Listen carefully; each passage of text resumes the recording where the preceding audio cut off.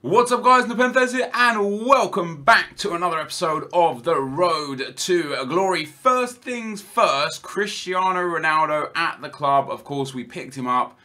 Very happy to have him in the team. There was a bit of a split as to whether or not we should have bought him or not, and we'll talk about that a little bit at the start of the video today. So a lot of people wanted to see him, and I just want to correct something. A few episodes ago I mentioned that I think Nick's already bought Ronaldo in his poor man's Road to Glory, and so many people in the comment section told me he hadn't. So in the last video I said I think I'm the first official Road to Glory on YouTube to buy Cristiano Ronaldo, and loads of people told me that Nick had bought Ronaldo. So I wasn't sure if I remembered him buying Ronaldo on his poor man's Road to Glory on a different account, but he did indeed buy it on poor man's Road to Glory. So you guys would have seen it already. You would have seen a Ronaldo in a Road to Glory account, but we have Ronaldo. And there was a comment that suggested that Di Maria is cheaper and has better stats, which is true, and we've had Team of the Season Di Maria in the club before. But what happens with that is Di Maria's 2-star weak foot compared to Ronaldo's 4-star, and the 5-star skill moves to the 4-star actually makes a difference. So I'm not necessarily saying it makes that much of a difference to the value that we have, you know, Ronaldo at. But also when we pick up Di Maria, we then have to get rid of Toni Kroos, which means Marco Reus either has to get a Bundesliga link to him, or we have to change the La Liga link, which means no Konoplyanka. Like, Ronaldo is just a way better fit for the team. Potentially Gareth Bale. In fact, Gareth Bale is the best fit for the team because he goes into that right forward slot perfectly and he gets perfect chem. And then, you know, right now the only people off chem is Gonalons at centre-back and Konoplyanka in centre-mid, which is interesting because Konoplyanka at centre-mid has been very important to this team, and you'll see it a lot throughout the gameplay today. As a centre midfielder pushing up, he seems to make the perfect runs. And what we've got with this team right now is, in my opinion, this is the best attack I've ever used in FIFA. And I mean, like, as a trio, right? The Ronaldo, the Aubameyang and the Marco Reus, they just have everything between them. Pace, power. They're all pretty tall. Maybe Marco Reus not so much, but Aubameyang's tall, Ronaldo's tall. They've all got great strength. There's a 5-star skiller in there, a 4-star skiller. There's a guy with 99 pace in there. Like, they have everything, and it might be the work rates or whatever, but with Di Maria, we struggled to score and struggled to get him in games. With Ronaldo, that's not the case, and I was wondering if having Ronaldo in the team was going to mean that Aubameyang scored less and Reus maybe got involved. It doesn't. In fact, if anything, it's made me even more effective up front because I just know no matter what, no matter who I pass it to, I'm going to be scoring goals and I'm going to have options. And you see here in every single game, someone from that front three does something that's important to the whole team. That goal we scored with Ronaldo as well after 2 minutes, what a goal that was. Look at where he gets the ball. And I thought, you know what, he's giving me a bit of space, let me pop it. Bang. Di Maria couldn't do that because Di Maria is left-footed. If he hit that with his weak foot, it wouldn't have gone in. If he hit it with his strong foot, it would have been a finesse shot and wouldn't have gone in my opinion. Of course, I could be wrong, can't tell the future, but yeah, I think Ronaldo scored there ahead of what Di Maria might have done. And then we look at the midfield, right? And I'm actually really in love with this midfield. Ben Arfa, Konoplyanka, and Toni Kroos. I don't want to change the midfield. I don't want to change the attack. The only attacker I would change going forwards is putting Gareth Bale in at that right forward spot. I'm going to play with Ronaldo until, basically until I either decide that it's time for him to go and for us to get Bale, or until we can just afford to buy Gareth Bale naturally through playing the game, which wouldn't be too difficult now because we've already got like 10,000 coins, we've got a whole bunch of stuff on the trade pile to sell, and Bale's only like 65,000 coins, which is awesome. So with Ronaldo in the team, it's great, the midfield is great, the defence is where we need a little bit of work and need to think about what we're really going to do. We've currently got Pepe at centre-back, DeMarcos at right-back, who are great, don't get me wrong, they're fantastic players. We've got Gonalons at centre-back, who is amazing. We've got Sidibe at left-back, and let me tell you guys, I know Sidibe's got a lack of pace. He is brilliant. He's genuinely brilliant. I don't know why some players, and we figured this out through the year with Aduriz, with Hesse, with Parejo, so many players this year, with Kovacic, so many players this year are low rated with not the best stats, but are just really effective. And although Sidibe is a Team of the Season card and he's 83 rated, his lack of pace would scare some people but his other abilities are so good that he's just amazing. He's just genuinely amazing. So him and Gonalons I'm happy with. I wouldn't mind upgrading Sidibe to Maxwell eventually, but for right now I'm happy with Sidibe. We've got Navas in goal. Navas needs to be upgraded. We need to get rid of Navas. We need to get rid of Pepe. Not because there's anything wrong necessarily with Pepe or Navas. I would just prefer when we can to upgrade to better versions of cards, like maybe a Sergio Ramos instead of a Pepe. I could probably go and get Sergio Ramos relatively quickly. He's only like 20 odd thousand coins.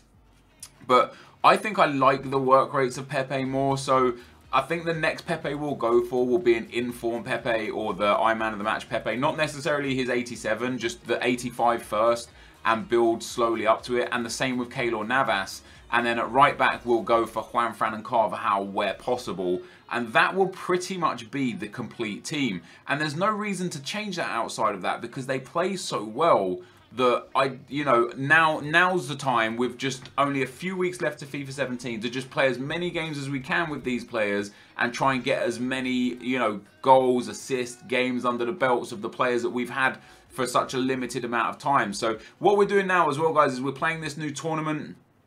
You saw us win the first game there. The new tournament requires 6 La Liga players in the team.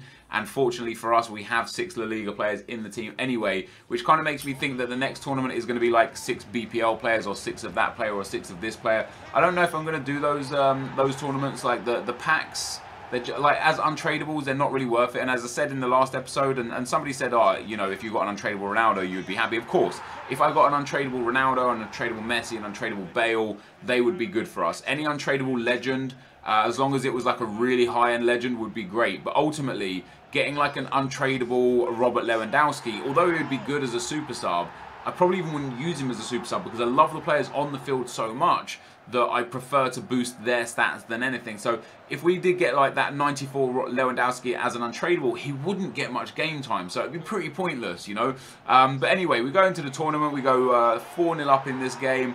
Cristiano Ronaldo just absolutely doing work. What a goal that was. Lovely goal. I think this might be the first game, actually. I think we win this one 7-0. We do indeed. This is the first game. And you just see again, Ronaldo, Aubameyang, Royce doing work. Toni Kroos is great. But one thing that annoys me a little bit about me is that I've let the comments kind of start dictating what we do. And that's not what this series is about. This series is about me showing you what to do. Of course, I want your input. Don't get me wrong. Of course, I want to know what you guys would think would be best. But I've started buying and selling teams and players over and over off the base of 1 or 2 comments. Like, I changed the whole team the other week just because someone said this team's boring, do something different, this series is getting boring. And like, it hit me at a point where it shouldn't have done. I should have just ignored it. It was one guy's comment. It was one opinion out of 30, 40, 50,000 people that watched the video.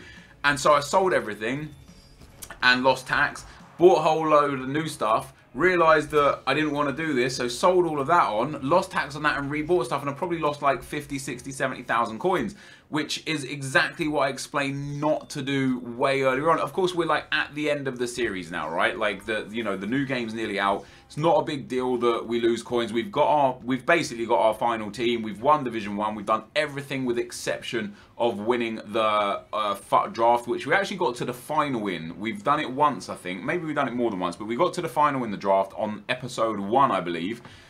Maybe episode 2 or 3, because that's how we started this account, using our free draft token, getting some coins under our belt, and then going up through the divisions. But I'm really frustrated myself that I've like bought and sold so many players recently that I've lost so many coins, because I only have, I think, 4 tradable cards in the club right now. We've got Sidibe, we've got Toni Kroos, Cristiano Ronaldo, Pepe and Navas. So 5 tradable cards, and we've got 1 Randy Bronze, but he doesn't really count. So 5 tradable cards. Navas doesn't go for anything, like 1,000, 1,200 coins. Pepe goes for like maybe 2,500 coins on a good day, 2,000 coins on a bad day. So between them, like let's say like 3,500, 4,000 coins. Sidibe is like 16,000 coins. So you're looking at after tax like 20k coins between 3 of them, right? That leaves then Toni Kroos and Gareth Bale, sorry, and Cristiano Ronaldo. Now we know Ronaldo goes for like 400k. After tax, that'll be 380k, and Toni Kroos goes for about 150 to 170, let's say 150 after tax. So we would have still like 550,000 coins after tax if we sold both of our players, which is pretty good. But we were at a point where if we sold everything, even after tax, we would have had like about 800,000 coins. So I know the players of every player is depreciated in value, which just in turn like reduces the value of those coins. Like when I could have sold them all for 800k, if I had that exact same team now, it was probably only worth 700k. So, you know, the coin value does come down anyway. But I've quite frustrated myself that I could have at one point had 800,000 coins and invested in some better, you know, some good players. Instead, now if we sold everything, we'd only have 600 to 650,000 coins. Sorry, 380 for Ronaldo, 150 for Kroos. Yeah, 530 to 550,000 coins. That's still a hell of a lot of coins. But when you look at my trade profit and my match earnings, I'm like around 8 to 900,000 coins match earnings. And I'm about 8 to 900,000 coins trade profit. So I've earned over the course of this series about 1.7 million, which goes to show how badly I've managed my money, even though I've got the team that I've got. Because I don't buy much on the trade pile by way of like consumables and stuff. I kind of just try and use bronze pack method or try and get away with it where possible. The only thing I buy and sell really is players. So the fact that we've got such a huge trade profit and such a huge match earnings, and yet we only have like 500,000, maybe 600,000 coins to show for about 1.6 million coins earned, means I've actually wasted about 1 million coins throughout this series, one way or another, right? Which is horrendous to think, because this series is about showing you guys how to manage your money, how to best get out of Ultimate Team, like, you know, enjoy yourself and play with the best players. And I'm already saying to you, I've wasted 1 million coins. Imagine if I didn't waste that 1 million coins, we would be able to afford a really good card, like a Team of the Year Ronaldo, or a Team of the Year Neymar, or the 95 Gareth Bale, who currently is going for about 1.5 million coins. We would be able to afford that 95 Gareth Bale if I didn't mismanage my coins. So one thing for me, for next year's Road to Glory, for FIFA 17's Road to Glory, is to be really, really more vigilant with how I spend my coins, how I buy and sell players. I'm going to be a lot more careful next year with, instead of just going and buying a random guy for a buy now because it's the cheapest one, I'm going to look for the guy who's got the better chemistry style, or I'm going to try and get players on open bid and put the time in to get them a bit cheaper. I'm going to figure out the best times of day to buy players and buy them at the best time so that I know I get them cheaper. Because like right now, I know for a fact, like sometimes I can literally buy Pepe at like 1,800 coins like during the day because there's just loads of them on the market, and then late at night he's going for like 2,600 coins. I just know that's the case, like, because I've bought and sold him so many times this year at different times. I've just kind of through memory, I know that's how it is. So it's interesting to me that I would happily go and pay 2,500 coins for a Pepe to use him, and then be like, okay, I don't want him anymore, and sell him and lose 700 coins on him. And it's only 700 coins there, but you do that 20, 30, 40 times, and all of a sudden that's like 20, 30,000 coins. Like, or, you know, that's a new Team of the Season player that you could have bought and had on the bench. Like, it's just so stupid that I'm wasting silly, silly money, silly coins, because I'm rushing and I'm trying to give you guys the best content, but I'm trying to do it really, really quickly. Like, I'm trying to put too much into one episode. So I think next year we'll be taking a lot more care of what we do. But anyway, guys, we get into the final of this tournament. Hopefully you guys enjoyed the gameplay. And NepentheZ there scores the first goal to get us back into the game.